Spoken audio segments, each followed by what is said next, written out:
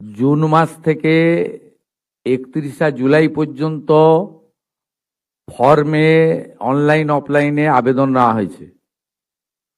অফলাইনে যাদের আবেদন নেওয়া হয়েছে তাদেরকে পোর্টালে আপলোড করার কাজ হচ্ছে,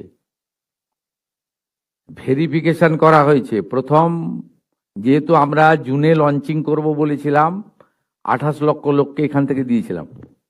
2,16,00,000 মোট আবেদন করেছেন। 17ই আগস্ট থেকে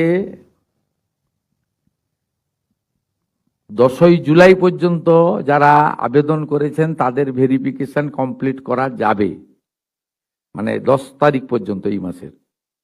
11 থেকে 31 জুলাই ভেরিফিকেশনের জন্য আরো সময় লাগবে, কিন্তু আমরা এই মাসের 17ই আগস্ট থেকে আমরা 3,000 টাকা করে ভেরিফাইড লোকেদেরকে, মহিলাদেরকে অ্যাকাউন্টে পাঠাবো। নিয়ম মেনে দেওয়া হবে, বিজেপির সংকল্পপত্র মেনে দেওয়া হবে। একটা স্কিম তৈরি করতে গেলে, দিতে গেলে যে ফাইন্যান্সিয়াল মিনিমাম ডিসিপ্লিন লাগে সেটা রেখেই দেওয়া হবে। 25 থেকে 60 বছর বয়সী লোকেদের দেওয়া হবে। অন্যান্য সমস্ত আপনারা কাগজ পেন নিয়ে আসবেন, নোট করতে থাকবেন। আমি এবং সংশ্লিষ্ট মন্ত্রী অর্থ সচিবকে রেখে বলে দেব 17 তারিখ থেকে অ্যাকাউন্টে টাকা ট্রান্সফার হবে।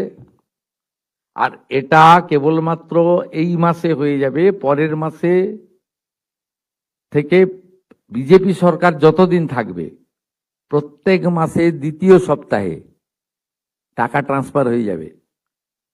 অতএব এটা নিয়ে বিভ্রান্ত হওয়ার কিছু নেই।